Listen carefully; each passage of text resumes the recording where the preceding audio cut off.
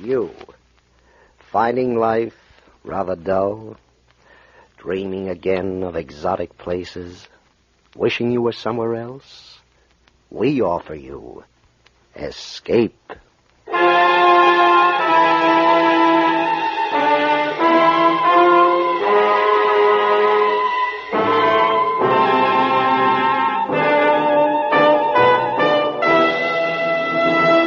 Today, Escape brings you one of the most unusual and terrifying stories of recent years. It is a story of such scope that the producers of Escape, in order to dramatize its full impact, will present it in 2 episodes. So now, with the performance of John Dehner as Isherwood Williams, we bring you part 1 of George Stewart's powerful novel, Earth Abides.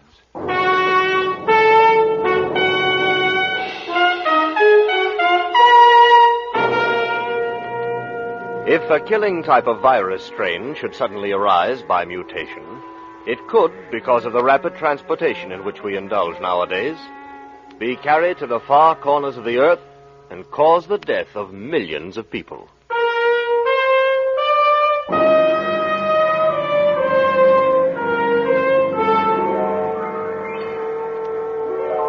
If you should awake some morning, tomorrow morning, let's say, if you should wake to a man-dead world, where virtually all of human life had been dissolved from the face of the earth, leaving behind only buildings, bridges, machines, if you should awake to such a world tomorrow morning, what would you do? Where would you go?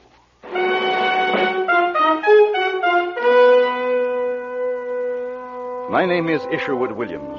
I was a student of ecology. I was in the Northern California wilderness gathering specimens of rock, plant, and animal life. I was alone, and had been for a month. Climbing up to a sharp ledge one day, I felt a sudden sharp pain in my extended right hand. I withdrew it under reflex and looked up, and there, a foot above my head, I saw him, a rattler, coiled, ready to strike again. Slowly, carefully, I lowered myself and began to suck the poison from the bite. I wrapped a handkerchief about my wrist, tourniquet style, and headed for my cabin. There, I broke open my snake bite outfit, cut a neat crisscross in my hand at the point of the wound, and applied the rubber suction pump. Then I lay down on my cot. I felt sick. Sick because of the poison. Sick because I was alone. I was weak. In a few moments, deep, warm blackness closed in about me. I don't know how long I was unconscious, but I was awakened by the door. Harry? Harry, look here. This one's still alive, I think. Hello. I'm glad you came. I'm sick. You're still alive, all right. Don't go near him. Come on, let's get out of here. No, wait. I'm sick. Come back. Why? Why did they leave me when they knew I was sick? What were they afraid of? I tried to stand. My knees were like sponge rubber. But finally, I was able to stumble to my chest of drawers. And then I saw the hammer, my rock hammer, resting on the top of the chest. And it suddenly became the most important thing in the world to me. If I can lift this hammer, I told myself, I will live. I wrapped my fingers about its handle, and I lifted it slowly, then let it down. I breathed a sigh of relief. I would live.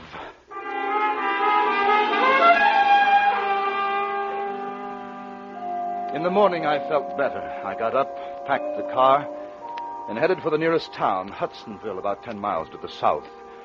They'd take care of me in Hudsonville. Consider, if you will, the case of the rats that once inhabited Christmas Island, a small bit of tropical verdure some 200 miles south of Java. In 1903, a new disease sprang up. The rats proved universally susceptible and soon were dying by the thousands. In spite of great numbers, in spite of an abundant supply of food, in spite of a rapid breeding rate, the species is now extinct.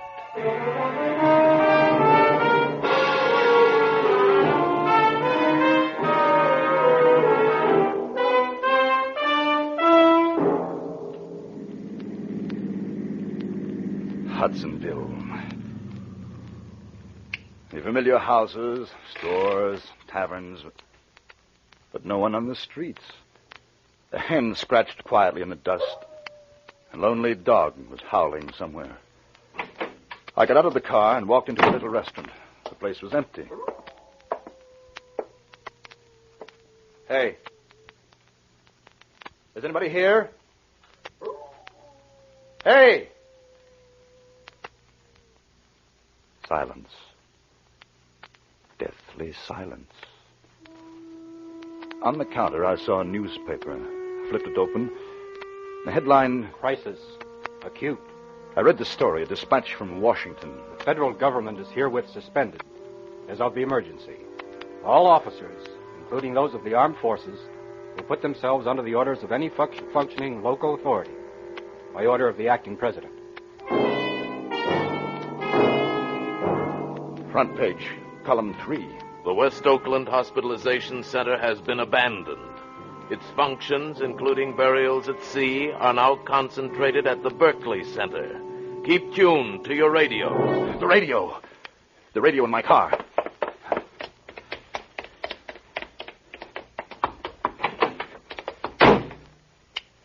I turned the dial to the most powerful station in the vicinity. Static. Nothing but static. Desperately, I twisted it from one end of the band to the other, praying for a human voice, a bar of music, anything. There wasn't a single radio station still in operation. The horn. Someone will hear the horn. Come on.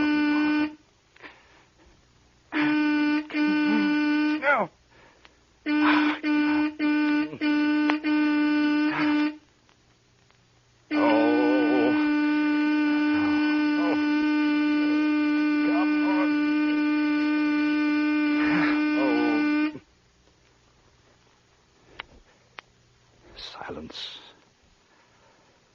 Silence and death.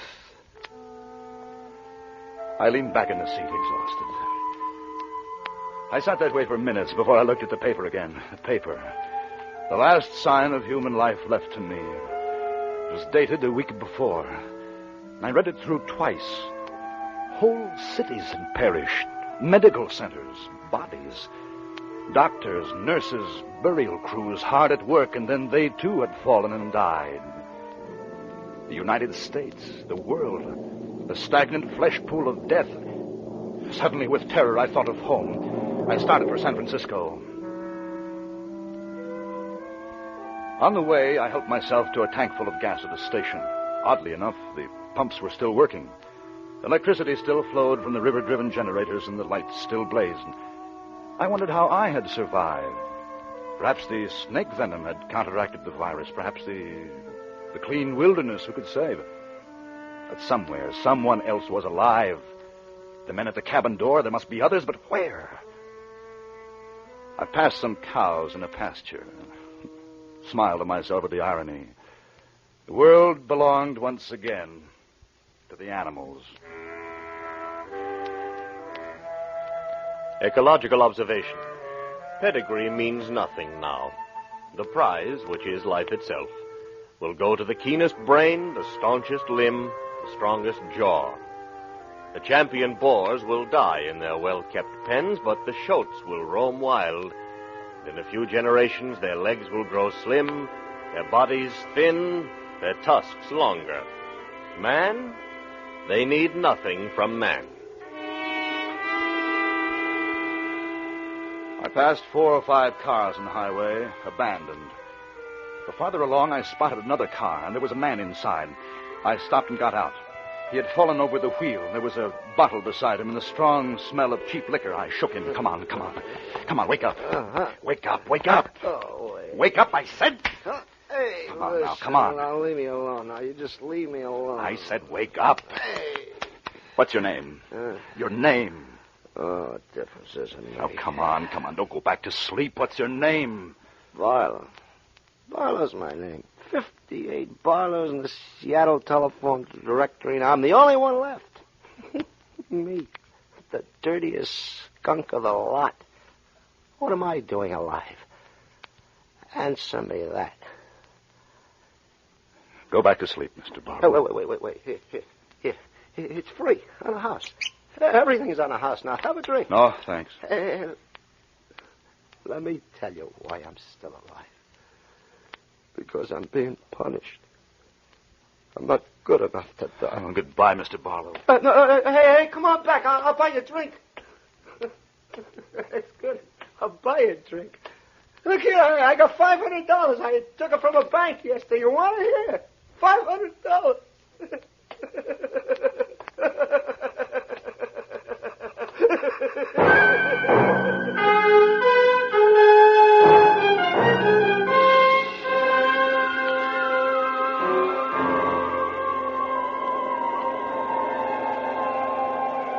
San Francisco. The mute, dead city of San Francisco. A naked forest of concrete with its empty streets, its ghosts of newspapers blowing across alleys. I crossed the Bay Bridge, stretched over the blank water. A single car, coupe, parked in an emergency recess, was its sole possessor now. The Bay Bridge. A final monument to the greatness that had been mankind.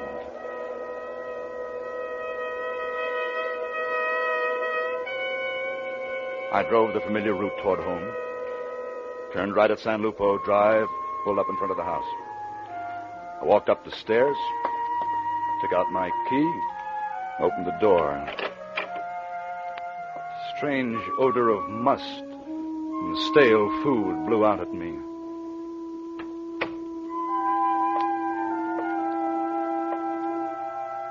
Mom? Dad? Mom!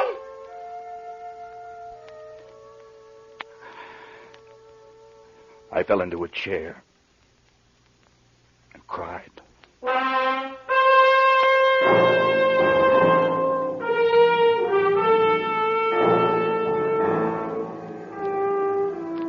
Observation. The desert and the wilderness began a long time ago.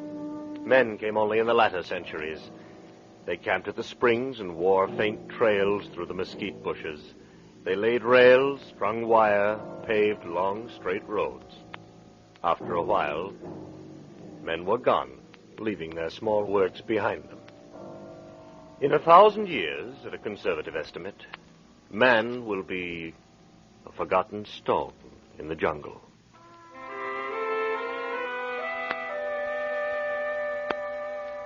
Where would I go?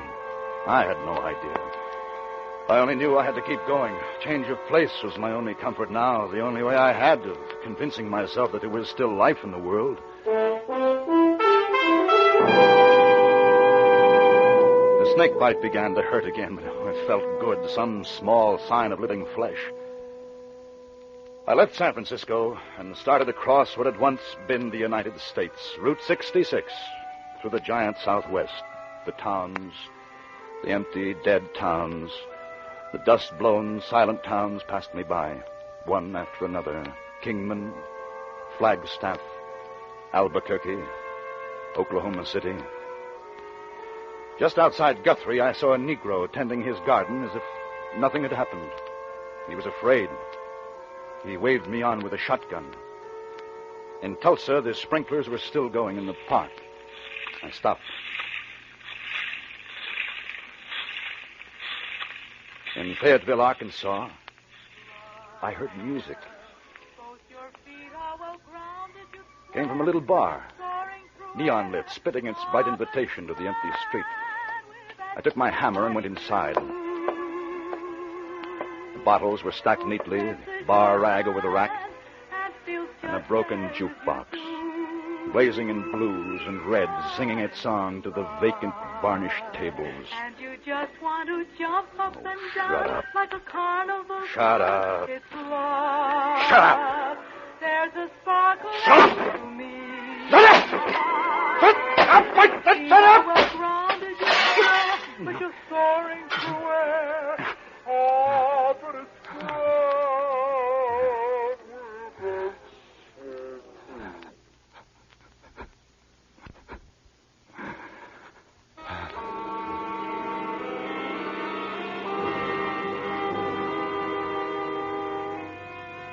I slept in the best auto courts of the most luxurious hotels.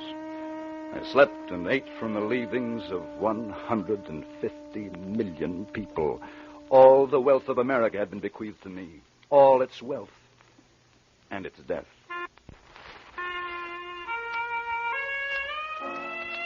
Three days later, I pulled up the Pulaski Skyway, crossed George Washington Bridge, and came to Manhattan. The splendid, slow-decaying corpse of Fifth Avenue, the sable mink in the windows, the silly traffic lights changing color at naked intersections. Manhattan, soulless and dead. Stretched out between its rivers, the city will remain for a long time. Stone and brick, concrete and asphalt, glass. Time deals gently with them. A window pane loosens, vibrates, breaks in a gusty wind. Lightning strikes, loosens the tiles of a cornice. The shade trees on the avenues die in their shallow pockets. Bats fly from the 59th floor. City dies slowly. In the afternoon, I saw smoke from a chimney in the Bronx. I drove to the house, a small house, and knocked on the door. I heard footsteps. When the door opened, I saw a little, bald man with a broad smile, holding a handful of playing cards. Milt Carson. How do you do? Come on in. You're in time for supper. Well, thanks. I just ate. This is Mrs. Carson. How are you? Won't you sit down? Oh, thanks. Where are you from? California. I had a relative there. We're just finishing a hand of gin. Say, look here. Isn't that a beauty? Oh, the television set, yes. Yeah, it's beautiful. It's a combination radio, television set, radio player. I'll bet it even does the washing. It took us 2 days to get it up the steps from the radio store. I always wanted a set like that. Yes, but there's nothing on the air. Sir, always wanted a set like that. Jen, there you are. I owe you $10,000. Well, give it to me tomorrow.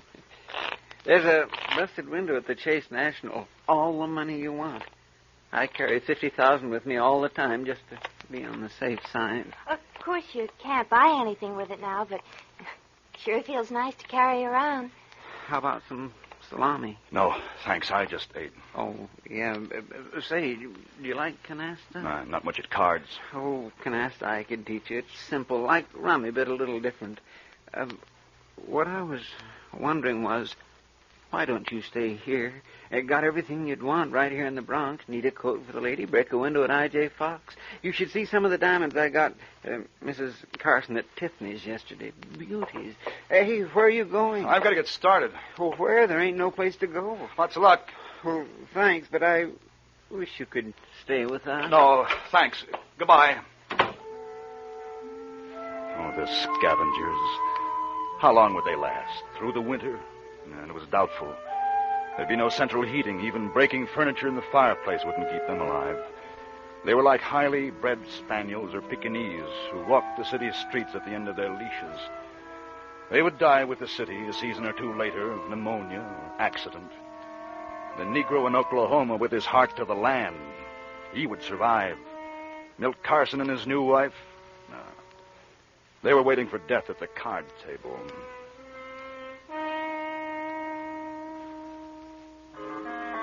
2 weeks later, I was in San Francisco again. The streets were just as bare as when I left. The lights were still on, but dimmer now. Water flowed still from the faucets. But San Francisco had a new population, the dogs. They hunted in packs, all breeds bound together in the common search for food. Danes, Dalmatians, Scotties, toys, all of them. The dogs had taken over the city. And I decided to move back into the house because of the familiar things. Late one afternoon, I went out to look around the neighborhood, and I heard the yelping too late. As I looked around me, I saw myself being surrounded by dogs. They were hungry, ravenously hungry, and they started to close in. The car was on the street some 50 feet away. If I could make the car. The bulldog made a lunge for me. I kicked violently and started to run. They were after me, some of them running at my legs. We reached the car, opened the door, and slammed it. They climbed to the window, baring their fangs, their red tongues wet with hunger. But I was safe.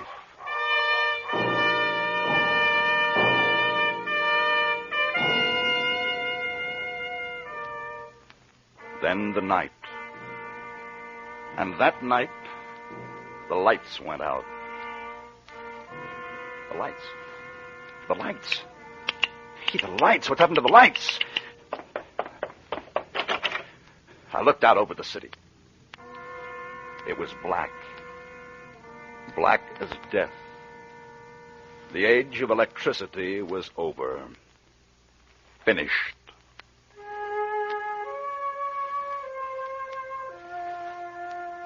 There were candles. Mom kept them for ceremonial occasions in the buffet, and I found myself hoarding matches and flashlights, candles, piling them up in the corners. There was only night and day. Time had lost its meaning. And I had food and clothing. And then I had books to read. The Bible. And I read the Bible. Let him kiss me with the kisses of his mouth, for thy love is better than wine.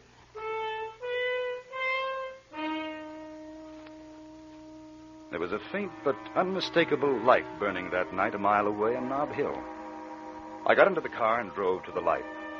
I parked the car. I reached for my hammer. In the window, a shadow moved. As I approached the door, a flashlight caught me in its glare. I stopped, dead still. I waited for someone to say, "Put your hands up." "Who are you?" There was a breath of perfume. That's a nice car. I can pick up a better one on any street corner. Come on in. Thanks. How about some coffee? Sounds good. How come you didn't find me before this? I just saw the light tonight. I decided to investigate. I saw your light last time. Oh? You live down on San Lupo Drive. Well, why didn't you come in? Woman's pride. Man's supposed to come after the woman. Uh-huh. That was before. There are no rules now. No, but they're habits. You want yours black? Yeah, black's fine. I don't want you to think you're the first one I've met. There were 5 or 6 others. They saw the light and they came in. They had coffee and I sent them on. What about me? I don't know you. Well, I'm clean, well-educated, healthy, young. Those are the good things. I dislike turnips, canned beans, stupid people. What's your name? You'll laugh. I won't laugh. What's your name? Isherwood, my mother's maiden name. Everybody calls me Ish. Well, mine's Emma. Emma and Ish. Nobody's going to write me love songs with that combination. No. Don't imagine they will. I like you. Coffee will be ready in a minute. Emma, will you come and live with me? I don't know you. What is there to know? That I like you, and you like me? That we're both alone? Emma? What? Emma? Yes. Good. Ceremony. There ought to be some kind of ceremony. Have you a Bible? Bible? On the mantle. I've never used it. I just had it. Here. Give me your hand. Now, we shall be together always.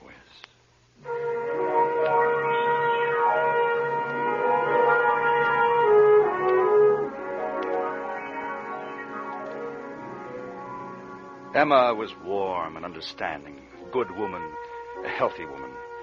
Soon there was a baby to be born. I had read some books, but I couldn't read enough. I stood by her during the night and tried to help. When the morning came, we had a son, the firstborn since the great disaster.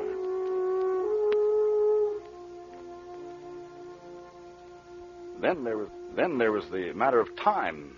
We won't need to know the exact hour. No, that's true. The clocks have stopped, but what's the difference? We eat when we're hungry, and when we're tired, we go to bed. But the months and the years. It's important to know when the year ends. Oh, that's what I've been doing out on the porch. What is that thing out there? Well, it's a transit. See, I set it towards the sun, and when the sun reaches the winter solstice, I know that to be the shortest day of the year.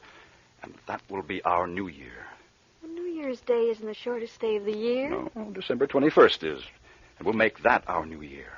Man's always been trying to get close to that date for the New Year, but calendar makers always went off. How long will it be? A few days. And then it'll be 1950 what? No. That was the old calendar. This will be our year 1. The year 1. We must call it something. I know. We'll call it the year of the baby.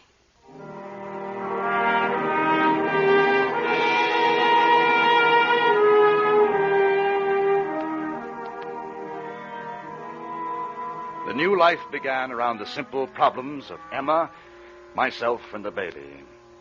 The day came when the sun reversed its path. I took my hammer and a chisel. Emma and I had found a tall, smooth rock in what had once been a small public park. In the rock, I carved the figure 1. The new beginning, I said to her. The rebirth of man. In the year 2, the rats came. San Francisco was overrun with them. They had broken into most of the grocery stores, torn open the cartons, gorged themselves, and gave birth to more rats. They multiplied by the hundreds and then the thousands. Rats, the carriers of deadly bubonic plague. Come quick, they're getting in. Where? Here. They shoot through the door. Oh, get me that kitchen chair. Hurry now, hurry. Here. They're going to the bedroom toward the baby. Now hold the chair against the opening. I'll nail it later. The baby! The baby! I rushed into the bedroom, taking my hammer with me. There were 2 of them, tremendous rats. I stationed myself at the crib. One came toward me, unafraid, for the fear of man had been bred out of them. And I flung the hammer at him. I missed. The rat leaped up into the crib. I threw a blanket over him and flung him to death on the floor. Then I picked up the hammer and threw it at the other one. Dead. But that was just 2 of them. Outside, I could hear hundreds squealing, their tiny feet scratching at the walls. How long would it be before they destroyed us? Man was gone now. This was the age of the rats.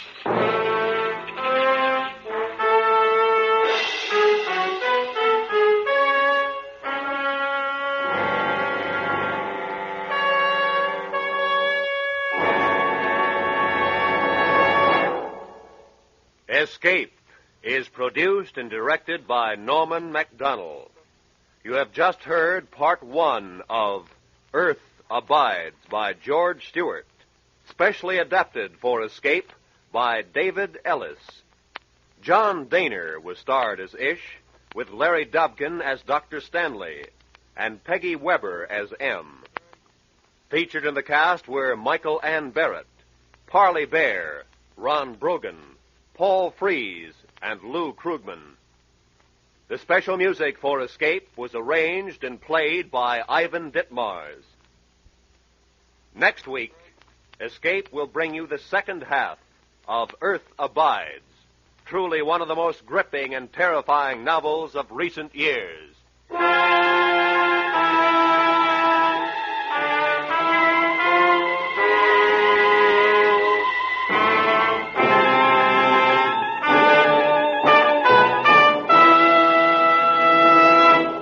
This is CBS, where you spend an hour with Frank Sinatra every Sunday afternoon on the Columbia Broadcasting System.